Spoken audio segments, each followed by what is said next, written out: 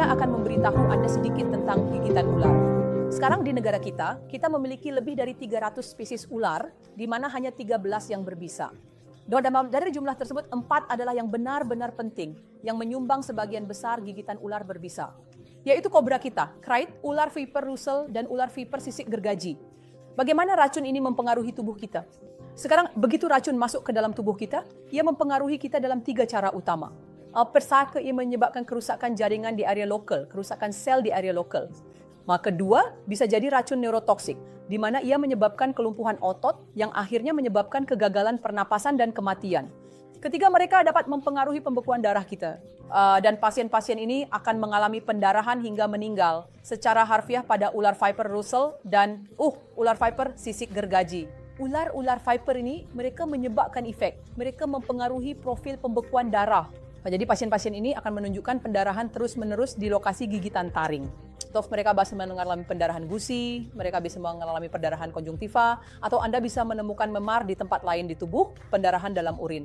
Jadi semua ini menunjukkan profil pembekuan yang terpengaruh. Jadi sekarang kita sampai pada apa yang sebenarnya harus dilakukan begitu kita melihat pasien dengan gigitan ular. Saat Anda menemukan pasien mengalami ini, hal pertama, yakinkan mereka agar tidak khawatir. Segera baringkan pasien dengan posisi datar. Tidak ada gerakan. Anggota tubuh yang terkena harus dijaga tetap datar atau lebih rendah dari jantung. Kita harus mengimobilisasi anggota tubuh ini. Ini sangat mirip dengan imobilisasi yang kita lakukan saat ada patah tulang. Jadi gunakan benda keras seperti batang atau tongkat atau papan kayu. Dan ikatkan ini ke anggota tubuh dengan sepotong kain agar anggota tubuh tidak bergerak sama sekali.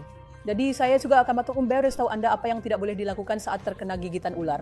Jadi jika Anda memiliki seseorang yang terkena gigitan ular, jangan biarkan dia berlari. Jangan biarkan mereka khawatir, karena ketakutan, kecemasan akan menyebabkan detak jantung lebih cepat, lebih banyak pasokan darah dan racun menyebar lebih cepat di dalam tubuh. Kemudian ada orang-orang yang kita lihat di film, mereka memotong luka dan mengisapnya. Ketika mencoba mengisap racun dari itu, ini tidak ada gunanya. Ini membuang-buang waktu untuk mencapai rumah sakit. Dan jumlah total racun, tidak peduli seberapa baik Anda mengisap, hanya 2% racun yang terisap keluar. Beberapa orang berbicara tentang memberikan alkohol kepada pasien ini untuk mengurangi rasa sakit. Alkohol, sekali lagi, akan meningkatkan pasokan darah ke tubuh dan racun akan bergerak jauh, lebih cepat di dalam tubuh. Dan terakhir, sebuah saran kecil, bagaimana kita bisa mencegah gigitan ular?